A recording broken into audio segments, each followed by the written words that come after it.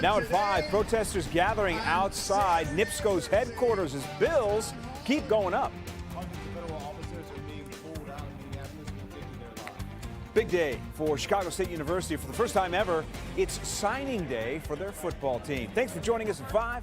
I'm Scott Schneider. And I'm Terrence Lee. Dawn has the night off. We have to get right to breaking news. 2 people were hurt in a shooting near St. Sabina Church on the city's south side. Police say a man and woman were driving on 79th and South May when they were shot. The woman was hit several times. She is critical. The man was shot twice. He is reportedly in good condition. And their car did crash into another, but that driver refused medical attention. We're also following breaking news out of Des Plaines, where Sky Fox over the scene of a deadly crash on the tri-state. This is Gulf Road you're looking at. We don't have a lot of details right now. What we do know is that at least 2 cars were involved. At least 1 person has died. ISP telling us the left 3 lanes are expected to be closed for quite a while. All right, it's time to get a check of your forecast as we take a live look outside. Emily, what's the main thing you're keeping an eye on tonight? Main thing that we're keeping an eye on within the next few hours is going to be the lake effect that's ongoing across northwest Indiana. It's not too heavy, but it's certainly enough that it's going to be leading to snow-covered roadways and some slick spots, especially any untreated surfaces are going to be dealing with that. Let's take a check of the radar. You can see the lake effect that is streaming in, especially in Lake County, western Porter County, and then even into northern Newton and Jasper counties. You're also seeing some of this snow. But this is going to be tapering off over the next few hours. And then tonight, a lot of us are actually very briefly going to become partly cloudy before we end up becoming mostly cloudy again, making way for a little bit more in the way of cloud cover, and even some snow is in your forecast for tomorrow. Right now, here's the view, just a sliver of sunshine way off in the west there. 26 degrees in the city. We have fairly calm winds, so of course we don't have to be concerned about a wind chill factor. It feels like the actual air temperatures right now, and we have dew point temps down to about 14, which gives us a good idea of where our temperatures are heading tonight. So your temps right now, we're down to 23 in Woodstock, 25 in Waukegan. It's only 22 in Valparaiso, 26 in Aurora, 29 in Joliet, and we're now at 26 degrees in Kankakee. Forecast low temperatures tonight, low to mid-teens, slightly below average. Your average low is right around 19 degrees. Next 10 days around here, I already know you're looking at next week. We are jumping into the 40s by Monday and Tuesday, so warming up in a really big way. I'll have your full forecast coming up. A neighbor comes to the rescue in Arlington Heights. It happened around 10 this morning at a home on North Dryden. It caught fire. There were 2 people inside. 1 person did manage to get out on their own. Fire crews say the other person, though, was stuck inside, rescued by a neighbor who used a sledgehammer to get that front door open and then carried her out to safety. No word right now on what caused the fire. While the snow is falling, several people are protesting outside of Nipsco's corporate headquarters. As we've been reporting for more than a month now, many are unhappy about their high utility bills and they're looking for financial relief. Brett Bagansky live outside of the protest. Brett, many have been out there for hours. Yeah, they sure have, but in the last 10 minutes or so, you can see behind me, the protest has thinned out just a bit, but this started around 1 o'clock today outside of Nipsco headquarters. From what we heard from several people is that they're angry, they're frustrated, but they're also stressed out about how they're going to make their next Nipsco payment, which is why they're making their voices heard hours ago and even right now as we speak to Nipsco President Vince Parisi.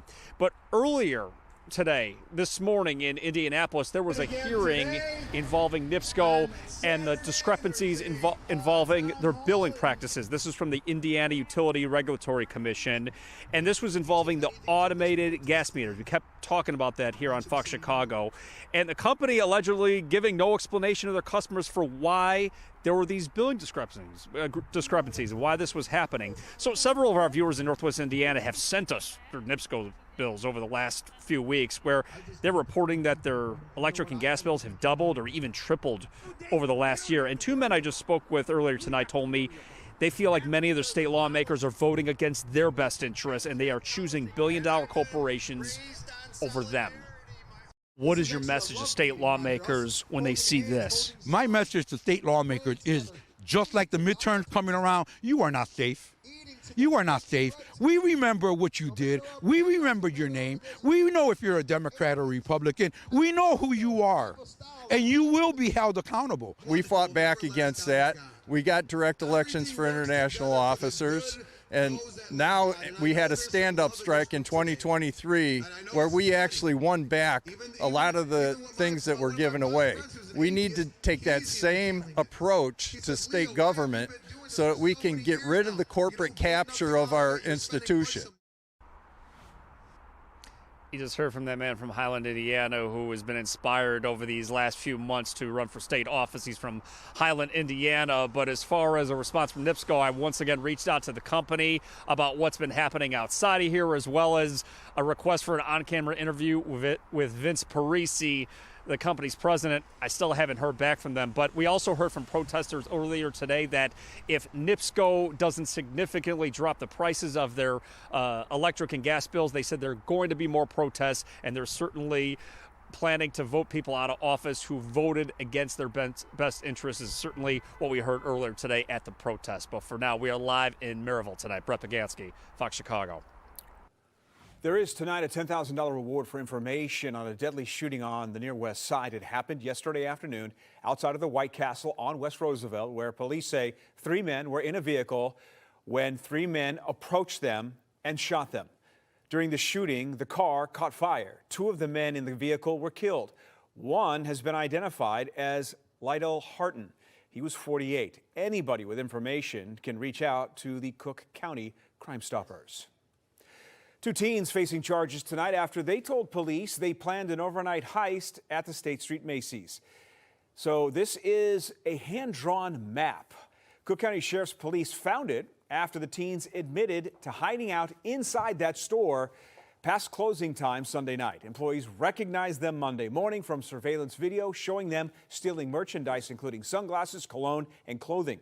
They were wearing the stolen merchandise when they were taken into custody.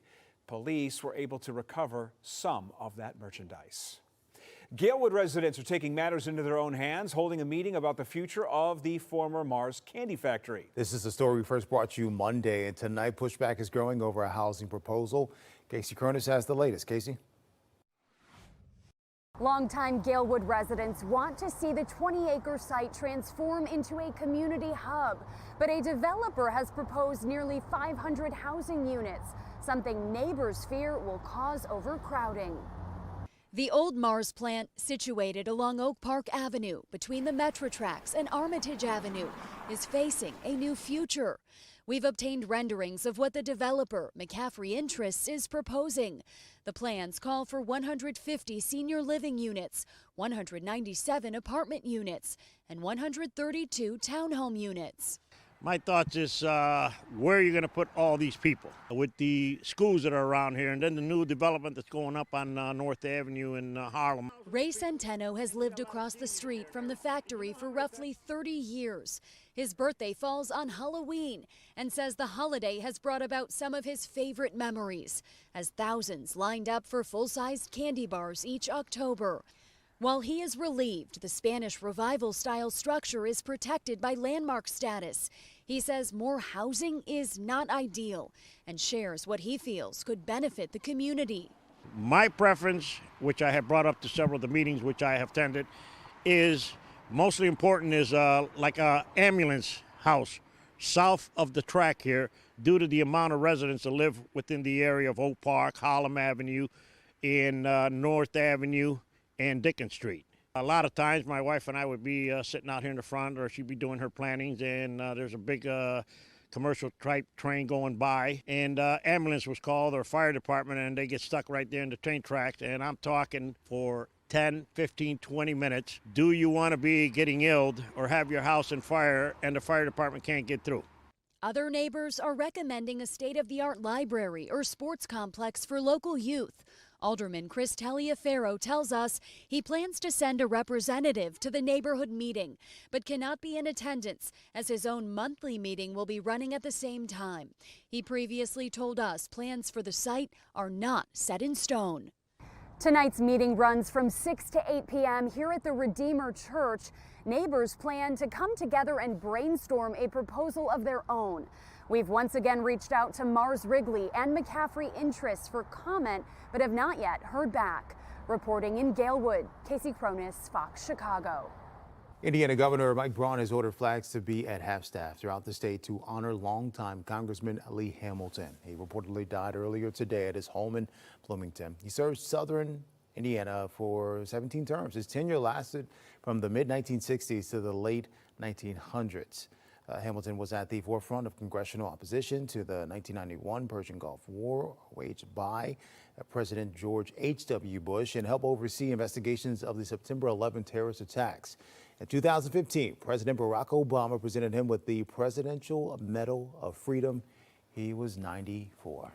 Well, let's keep it in Washington. Congress has less than 10 days to come up with an agreement on funding for ICE or risk a partial government shutdown. But Democrats have some demands. Political reporter Paris Schutz joins us now to break it down. And you spoke with one of them today, Senator Tammy Duckworth. Senator Tammy Duckworth, who said she's got some red lines here, and a lot of Democrats are using this as leverage to try and enact big changes to ICE and immigration enforcement here in the United States because this DHS funding bill is going to come up again in 9 days. So they're saying if we're going to vote to fund this, then we need to see these changes. What Duckworth is saying is she wants independent investigations of potential wrongdoing by ICE or immigration agents. For instance, Marimar Martinez's case when she was shot 5 times. She thinks that there won't be a thorough investigation by DHS or the shooting of Alex Preddy or Renee Good. So an inspector general, someone independent, should do that. That's her red line. She wants that in a bill. Others have said they want to enforce judicial warrants, that ICE cannot enact their deportation without a judicial warrant, which would limit what they do to the most violent criminals. And then they want to cut in funding to that. And here's a little bit of what Senator Duckworth said earlier today. We're talking about out of control, undertrained ICE agents with no guardrails on them, terrorizing the streets of our cities. And I'm hearing from people, in Illinois who are telling me this needs to end. Put some guardrails up, and that's what I'm attempting to do. Now, on the Republican side, you've heard South Carolina Senator Lindsey Graham say he's going to present a bill to abolish sanctuary cities. So now, is there a compromise that if Democrats give on sanctuary cities, Republicans might give on some of these things? Thing is, I asked Tammy Duckworth that. She said Democrats are not going to give on some of these sanctuary laws. They don't believe that that has anything to do with the chaos that's happening right now. Meanwhile, Paris, one of the most powerful labor unions in the country right now without its president. What can you tell us about Stacey Davis Gates? Yeah, and one of the most powerful political organizations in Illinois, Stacey Davis Gates, their very powerful president who helped get Brandon Johnson elected mayor of Chicago. She is taking a leave right now due to some medical issues, some health issues.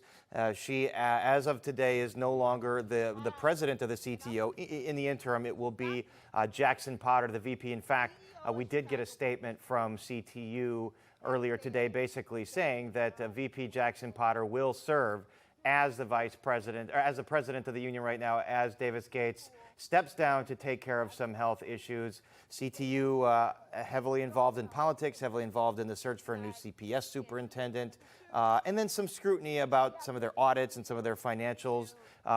We're told it's not related to any of that, that she is tending to some health issues that she needs to take care of. So, of course, we do wish her a speedy recovery. All right. Thank you. You got it. Well, the Trump administration says some 700 federal immigration agents in Minneapolis will be leaving immediately. According to the border czar, that would still leave about 2,000 agents in the city. Asher Red is in Minneapolis right now. And Asher, the border czar says that the goal here is to get back to the same number of agents that they had before the crackdown in December. Is that right? Well, Scott and Terrence, border czar Tom Homan says that only 150 federal immigration agents were in Minneapolis before Operation Metro Surge began. He wants to get back to that number, but he says it'll require cooperation, not just from state and local leaders, but from the community too. So I asked Homan earlier today what he thinks of protesters who are taking matters into their own hands by building what they're calling filter blockades in the middle of intersections to stop who they think are ICE agents from getting through. Protesters are checking IDs, they're running people's plates, and they're not letting people who they think are ICE agents through.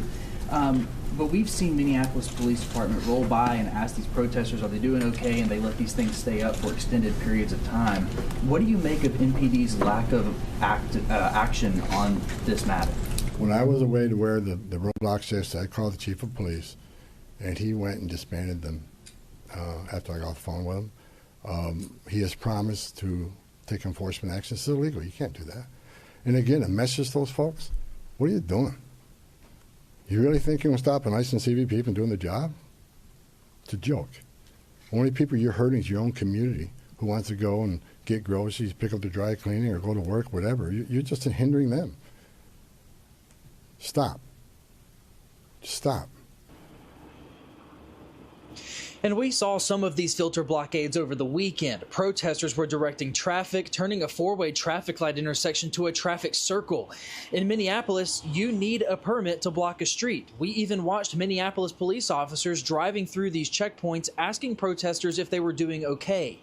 Now, police have removed many of these blockades, but only after they had already been up for a few days. Now, Holman also says that he's seeing unprecedented cooperation from local jails that are letting ICE know about inmates who can be deported.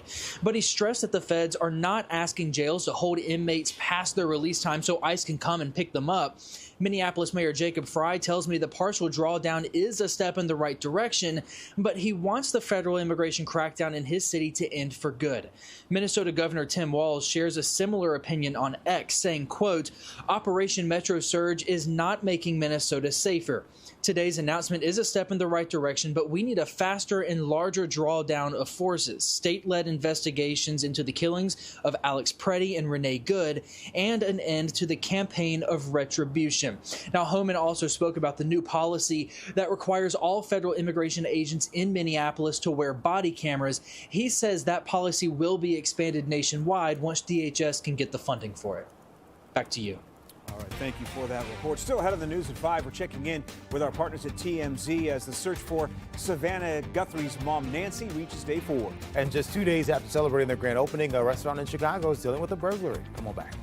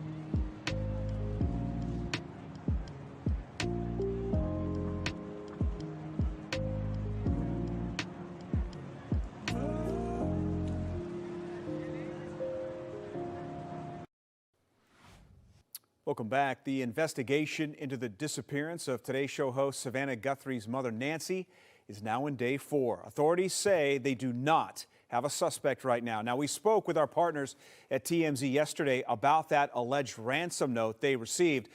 Joining us to talk more about that and what's new in the case, Charles Ladaboudier.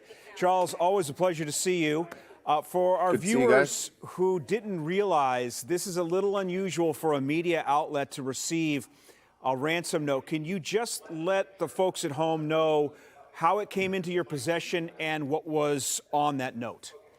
Yeah, the note came in through our tip email. You go on our website, there's a place where you click to send in tips, and then it comes into the newsroom. And we were in the middle of doing TMZ Live yesterday when we noticed this tip email, and it certainly caught everyone's eyes just because of the way it was worded. It certainly what seemed like it could be a legit ransom note, and that's why we immediately called the Pima County Sheriff's Department, spoke with their investigators, and shared all of that information with them.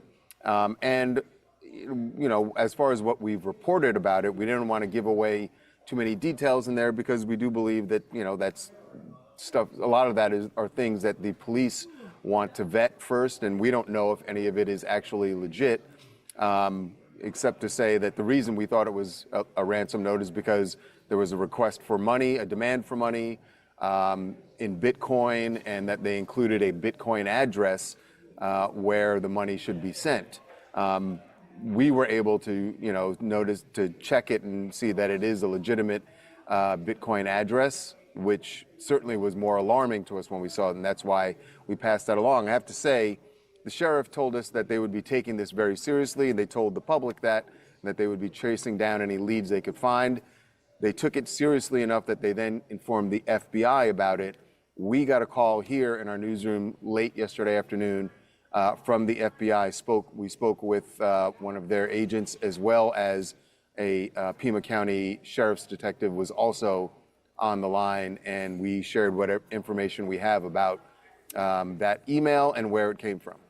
You know, so many questions, and we're limited on time here, but you're a journalist first and foremost, but you in the newsroom, like us here in Chicago, you're human beings, and when it's widely reported that there is a medicine involved that may or may not, lead to her death if she does not receive it, I would imagine that there were a lot of nervous people at TMZ. You've received the note, you get it to the sheriff.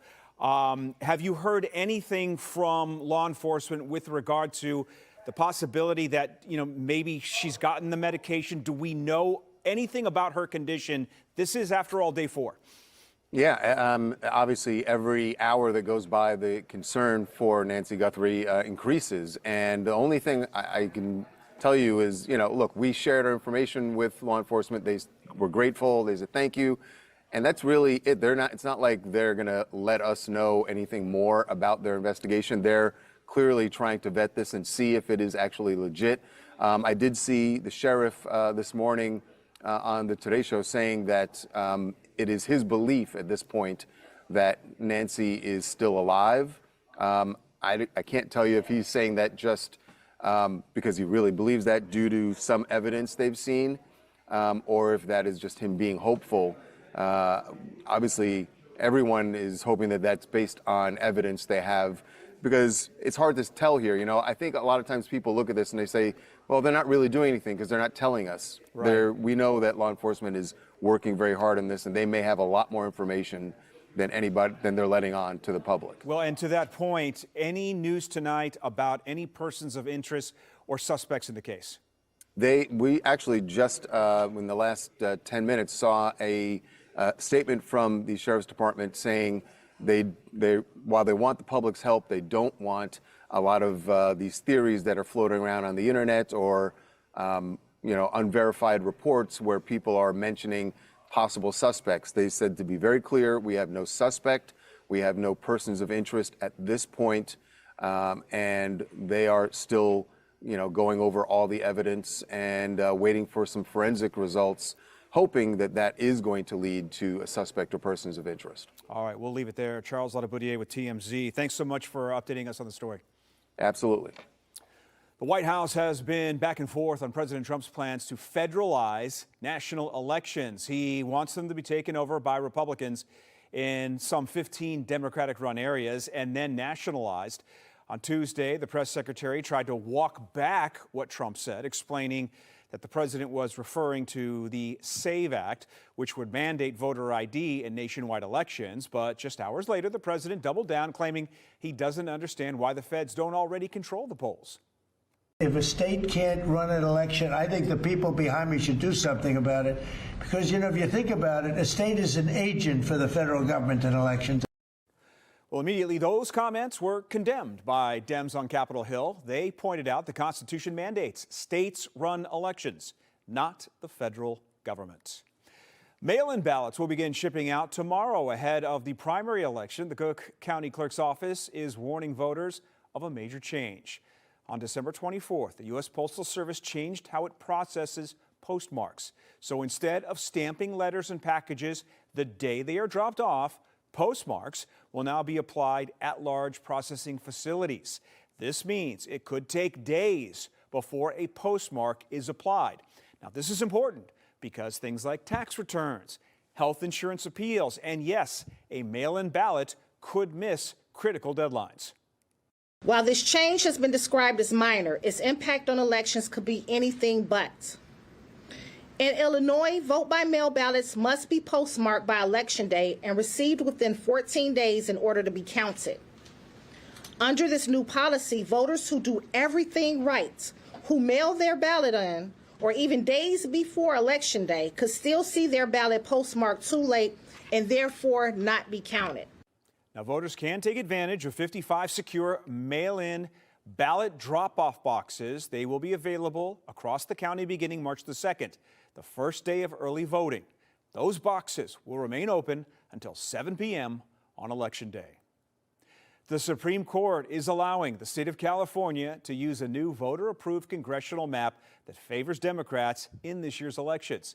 This decision is a major defeat for state Republicans and also the Trump administration, upset that redrawn districts in the Golden State's Prop 50 were designed to flip up to 5 seats now held by Republicans.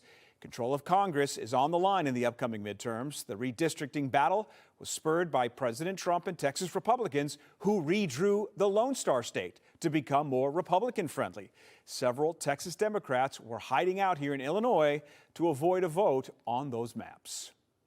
There is a fierce debate on Capitol Hill over the need for reforms at the Department of Homeland Security. Despite the increased pressure, the head of the agency headed to Arizona to survey the border. Brian Yennis has more. An event billed as a major border wall announcement in Arizona turns into an award ceremony of sorts for federal agents in Nogales. Standing nearby, Homeland Security Secretary Kristi Noem, who said she was in town to celebrate CBP and its work in securing the border 1 year into President Trump's second term. For the last 9 months, the Border Patrol has released 0 illegal aliens into the interior of the country. Daily encounters have fallen by 95% over the last year. Noem's visit comes amid mounting pressure on Capitol Hill, with Democrats threatening to impeach her over ICE raids in Minneapolis and the deadly shootings of 2 American citizens by immigration officers. ICE is completely and totally out of control. House and Senate Democrats are now pushing for deep reforms inside DHS. Among their demands, more oversight and accountability, the end to roving ICE patrols and racial profiling, as well as the immediate unmasking of federal agents. If Republicans don't meet them at the table, Democrats say they may withhold funding to DHS. We're going to have tough, strong legislation. We hope to have it within the next 24 hours that we will submit together. Some Republicans are pushing back on those demands. This has nothing to do with trying to get accountability for what's recently happened with discrete incidents in Minnesota. This is about trying to hamstring the entire agency. Meanwhile, DHS announced it's withdrawing hundreds of federal agents in Minnesota days after Secretary Noem said agents would be issued body cameras. In New York, Brian Yennis, Fox Chicago. The average training period for an immigration enforcement officer is 47 days. Compare that to the 2-year training period before a cadet who enters the Chicago Police Academy can become a certified police officer. In response to the ongoing violence playing out on city streets across the country, State Senator Laura Fine, who represents Evanston and Glenview, is pushing new legislation that would ban any ICE agent from becoming a law enforcement officer in the state of Illinois. Fine says the deaths of Renee Good and Alex Preddy are proof ICE agents are not trained to de-escalate. The realities are that these murders and the devastation that we're seeing is preventable. And while the stories of Renee and Alex are very prominent, they're not isolated incidents. ICE's violence has escalated. with one major contributing factor, and that being their training and their recruitment practices. The Illinois Republican Party is opposed to Senate Bill 2820, calling it soft on crime legislation. All right, so really good news because Emily peppered in the words 40s in her forecast. I'm so excited about this. I think a lot of folks are. You know, the last several weeks have been very chilly around here. The last time that we saw temperatures in the city that were around or at or above the freezing mark has been since the middle of January. So it's been quite a few weeks, although I do think we're moving that direction here in the next couple of days. For right now, we still have some lake effect that's coming down across portions of northwest Indiana, Lake County, western Porter County, streaming into northern Newton and Jasper counties. But notice how it's beginning to lighten up in intensity here. So we're going to start to see the lake effect tapering off in the next few hours. And then tonight, we're looking at skies becoming partly cloudy before we cloud things back over again tomorrow. And a little bit more snow is near forecast for tomorrow as well. Current temperatures, a lot of us are sitting in the 20s. It's 22 in Valparaiso. We're now at 26 degrees at O'Hare, 23 at the Chicago lakefront, same thing in Woodstock, 25 in DeKalb. Futurecast taking us throughout the next couple of hours here. Temps are going to dip down into the teens by about 8 or 9 p.m. So we are looking at a cold night ahead. With the lack of cloud cover for a few hours, that's going to allow temperatures to drop down into the low to mid-teens for your overnight low. And then by early tomorrow, so I have the clock stepped here between 7 and 8 o'clock in the morning. Notice how we're starting to see a little bit of snow beginning to work its way in. So we have a fast-moving system that's going to be swinging on through tomorrow, and we could be dealing with around a half inch or less of snow for those of us that do end up seeing these stronger snow showers. So we could have those brief, heavier bursts of snow during the morning, the midday hours. After that, we're going to be drying things out. Temperatures are expected to tap out pretty close to 30 degrees. So temperature-wise, it's actually going to be fairly comfortable tomorrow. 14 degrees for your overnight low. The lake effect in northwest Indiana, that's going to be tapering off. And then skies are going to become partly cloudy during the overnight. Your 5-day forecast tomorrow, 31. We'll have a high temperature of 38 degrees. Going into your Friday, that too is coming along with a chance for snow and then maybe even a little bit of sleet mixing in at times, maybe even a couple raindrops with temperatures in the upper 30s. So kind of a mixed bag of precip on Friday. Saturday and Sunday we're dry, and then next week we have 40s on the way. We'll be right back.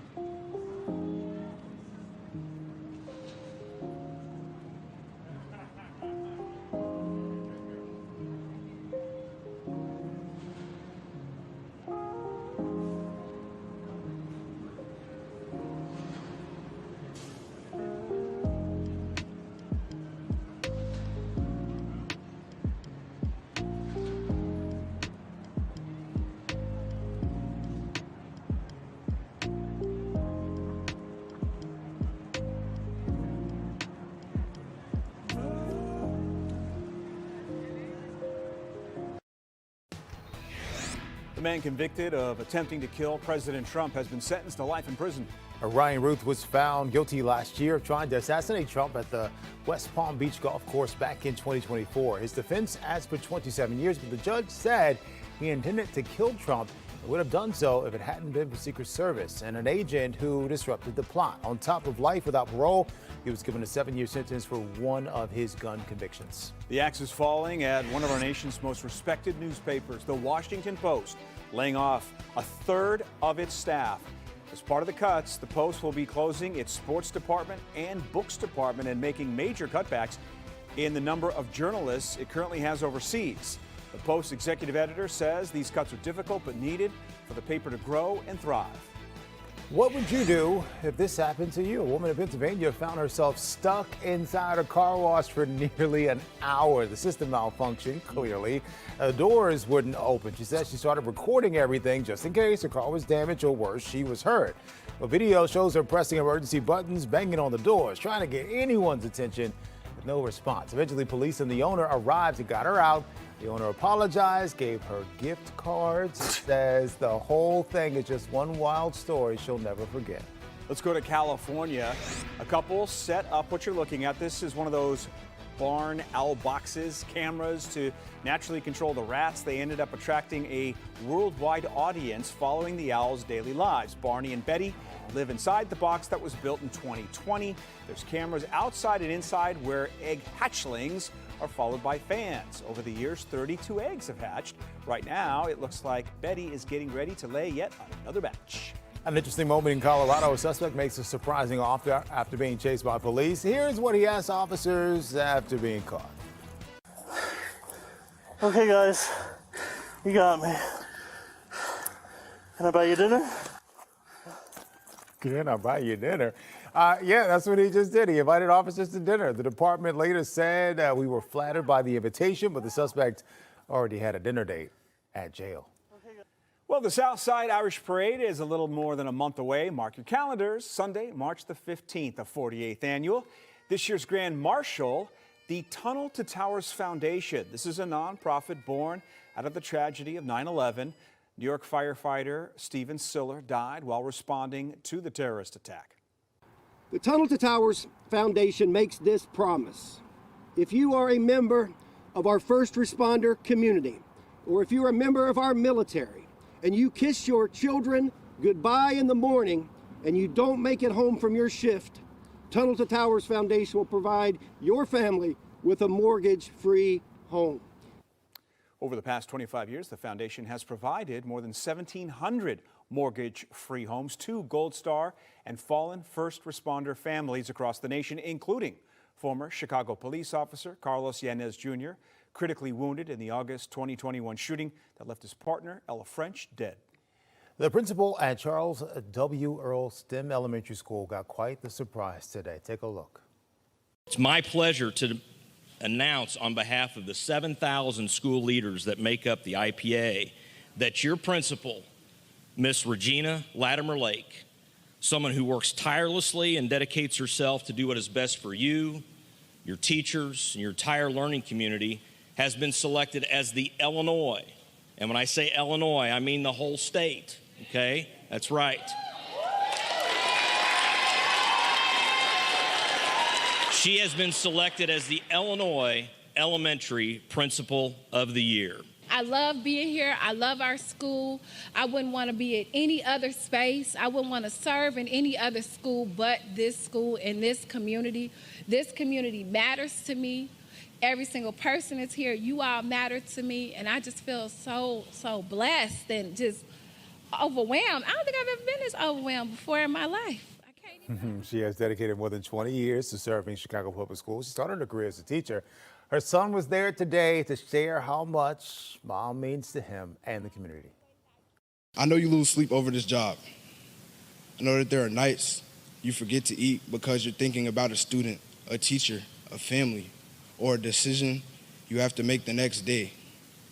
And I just want you to know, all of this matters.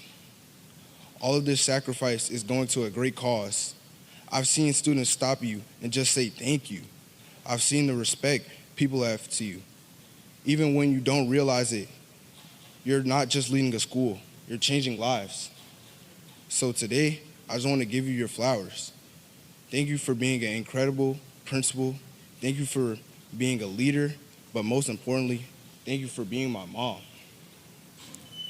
You're always there for me, even when you're working, even when you're tired, even when the world is pulling you from every direction. I'm proud of you. I'm thankful for you. And I'm honored to call you my mother. She will also be recognized at the IPA's Education Leaders Annual Conference. Tough act to follow. Sorry. Wow. Yeah. Still ahead on News at 5 in Gurnee, Six Flags is getting ready to hire thousands. Plus, Cook County celebrating 100 years of Black History Month. And for the first time in school history, football recruits are being signed at Chicago State University. I'm Tina Wayne, next in sports. Less than 24 hours till the NBA trade deadline. The phones have been busy for AK. Bulls have made a flurry of moves today. It involved moving their longest tenured Bull in Kobe White. He's headed back to his home state of North Carolina. The details on what the Bulls are getting in return next in sports.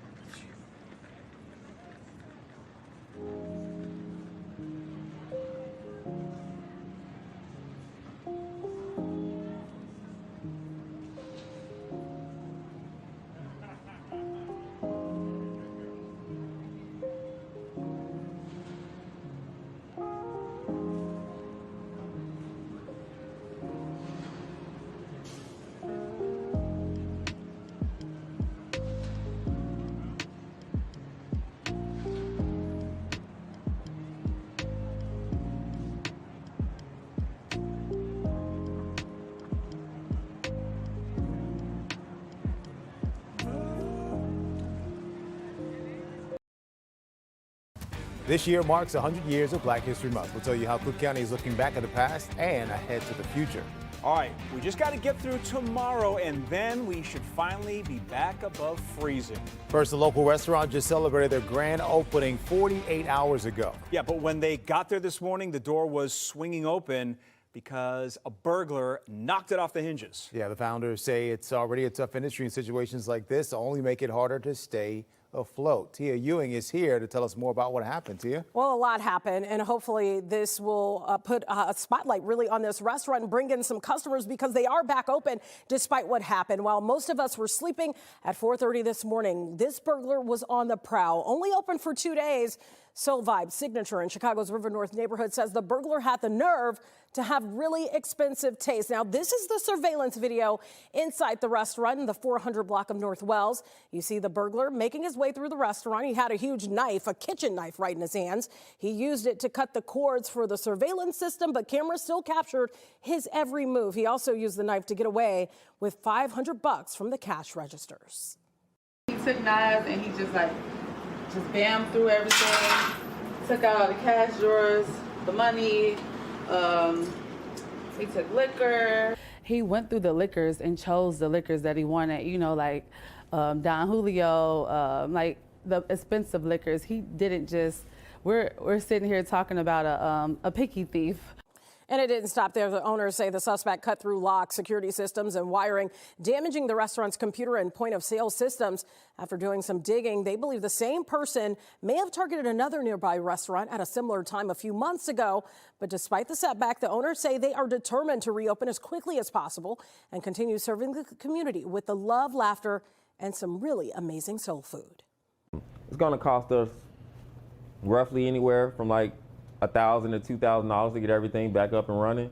And he pretty much probably only got out of here with like $300 to $500 worth of cash or product, right? So he did all this for $500. In the long end, it costs us the business owners over $2,000 probably to get all this stuff back and up and running. Now, So Vibe Signature is back open. That's some good news here. The owners are out of thousands to fix what was damaged. You just heard that. Chicago police are investigating exactly what happened. Tia Ewing, Fox Chicago. Tia, thank you. So if you're a homeowner in Cook County, you know the first installment of the property tax bills, they're sent out early in February, and then they're due come March 1st. But this year, the timeline has shifted. Bills are not expected to be mailed out until early March. So everything else has to be adjusted. Payments will not be due until April the 1st. The Illinois General Assembly authorized this one-time adjustment to allow taxpayers a little more time between their property tax deadlines.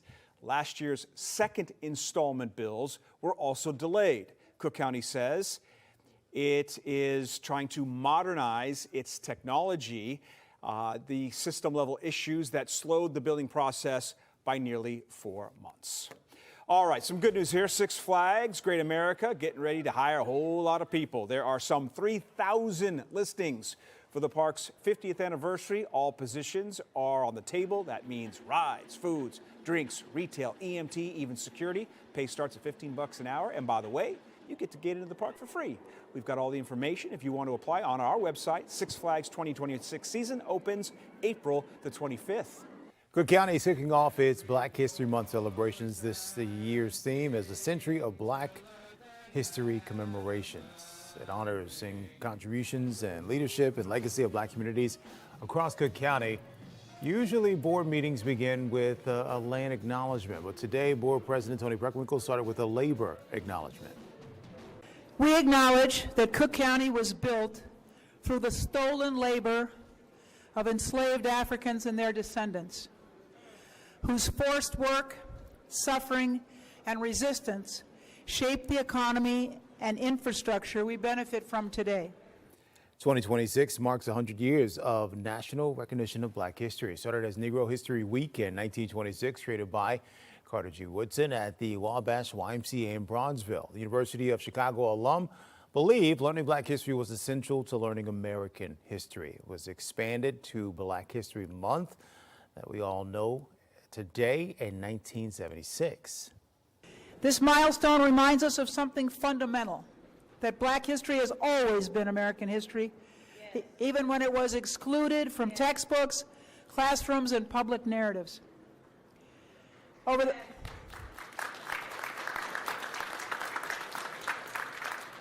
the past century, these commemorations have done more than mark a time on a calendar. They've helped transform how our nation understands itself.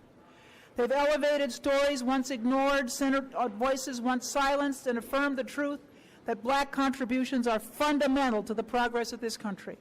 Breckenwinkle says while Black History Month is a time to look back at legacies, it's also a time to highlight stories still being written. All right, well, let's lift every voice and sing because warmer temperatures will soon ring.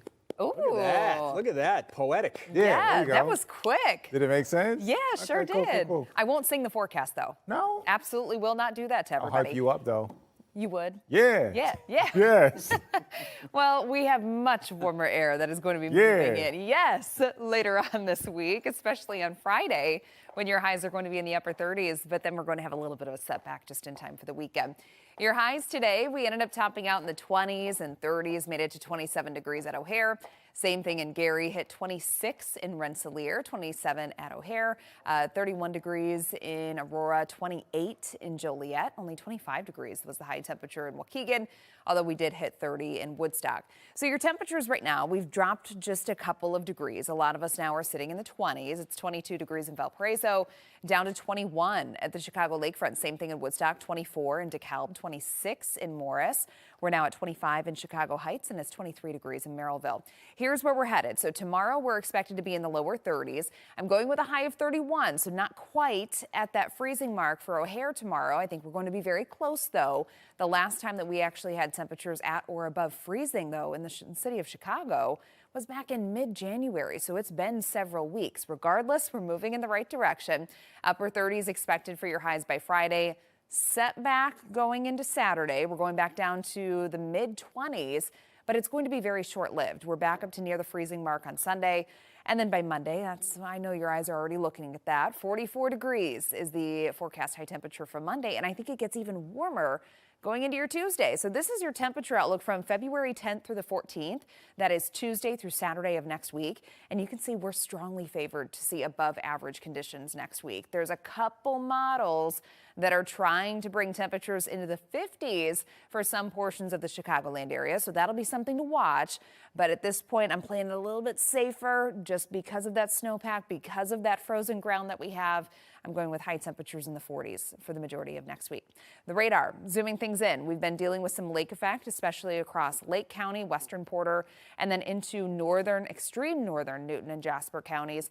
And this is going to begin to taper off here over the next few hours. And actually, across the western portion of the viewing area, we're already beginning to clear out the cloud cover. That's a sign of things to come. So throughout the overnight, we're going to see our skies becoming partly cloudy, which is also going to allow temperatures to drop pretty quickly. We're looking at lows that are going to be in the low to mid-teens, and then we are tracking a little bit of snow, very quick moving system that's going to be here tomorrow, half-inch or less of accumulation for those of us that do end up seeing that snow, and then we're going to see snow chances returning again on Friday, even with that warmer air in the upper 30s. So on Saturday, we're back down to 24, dry skies over the weekend. Monday still looking good. We're going to see some sunshine, skies becoming mostly cloudy into Tuesday, but highs early next week. We're going to be in the 40s. Scott. Emily, thanks. In about 10 minutes, and this is exciting, Chicago State University celebrates a milestone in its athletic history. Tonight is the college's first ever football signing day. Now, we did speak with head coach Bobby Rome II on Chicago Live, and he tells us more than 24 players are already expected to sign. They come from all over Indiana, Arizona, Virginia, even from Georgia. The strategy that we kind of took towards this class is to go out and find the best available talent. We wanted to bring those young men back here to Chicago, develop those young men, and also go out in the city and find local talent that's available and also talent from surrounding cities. We wanted to bring in guys that were close, that understood that it was pouring the concrete and the foundation for this for this legacy, for the start of this new program, and we got some young men that were excited about doing that. So the coaching staff did an amazing job recruiting, hitting the ground rolling as soon as they got here, and to be able to bring in this type of talent, the type of talent we was able to sign, I'm very proud and very thrilled. If you didn't know it, Chicago State is the city's first ever D1 football team. The Cougars' first game, August. Home games will be played at SeatGeek Stadium. That's in Bridgeview. The school planning to build its own stadium in the future. Obviously, I want to be here. Like I said, I love my teammates. But like I said, at the end of the day, like I've been saying this since, y'all been asking me, the front office is going to do what they think is best for the team. And like I said, I want this team to do nothing but succeed. So whatever they feel is best for the team, I just want to see everybody here win. Well, just 4 years ago, the Bulls had the best record in the Eastern Conference for a 2-month stretch. Since then, a first-round playoff loss and 3 straight losses in the play-in game. And now, with Kobe White on his way out of Chicago, the core of that roster is all gone. According to ESPN, the Bulls are trading White to the Hornets in a 4-player deal. White is headed back to his home state. He's averaging over 18 points a game. He's set to become a free agent this summer. Mike Conley Jr. also going to Charlotte a day after the Bulls picked him up from Minnesota in a 3-team trade. The Bulls, though, get Colin Sexton, Ousmane Dieng, and 3 second-round draft picks. White was drafted by the Bulls in 2019, making him the team's longest tenured player. He finished second in the Most Improved Player Award voting in 2024 after doubling his points and assists. Then he put up even better numbers last season. White leaves Chicago with the second most career three-pointers of any Bulls player. Meanwhile, a stunning move by the Dallas Mavericks, you don't say, as they trade 10-time All-Star and Chicago native AD Anthony Davis to the Wizards in an 8-player deal. The Mavs also get 2 first-round draft picks and 3 second-rounders. Look at that. They got some draft capital finally. This comes, though, just over a year after the Mavs shocked the NBA world by trading Luka Doncic to the Lakers for a package headlined by Davis. All right, keep it with hoops now. The 5th-ranked Illini hosting Chris Collins and the Wildcats tonight, despite Nick Martinelli averaging 21 points a game, 13th in the nation, by the way. Northwestern have dropped 3 of their last 5. Meanwhile, Brad Underwood and the Illini have simply been operating at a different level on both ends of the floor. Take a look at this. An 11-game win streak on the line for Illinois. 1 win shy of their longest in over a decade. And not to get too far ahead, but their next big test after tonight is at number 10 Michigan State. You can watch that game on Saturday right here on Fox Chicago. Illinois has won 5 Big Ten road games during this streak, 2 of them against top 5 teams.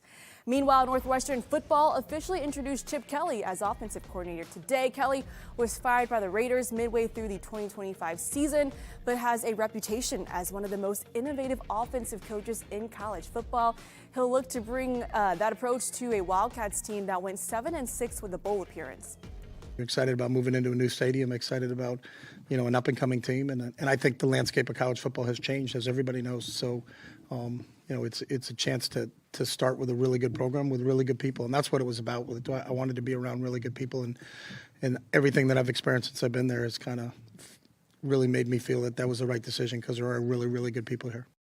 Well, today is National Girls and Women in Sports Day. Peggy Kaczynski is no stranger to the airwaves here in Chicago, being the first woman to host a sports talk show in this city on Sports Huddle. She's been a fixture and prominent voice in Chicago sports since the late 1990s.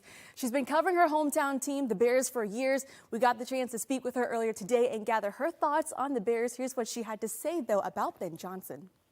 I actually think Ben Johnson is mini Mike Ditka. He is so fiery, just like Ditka was.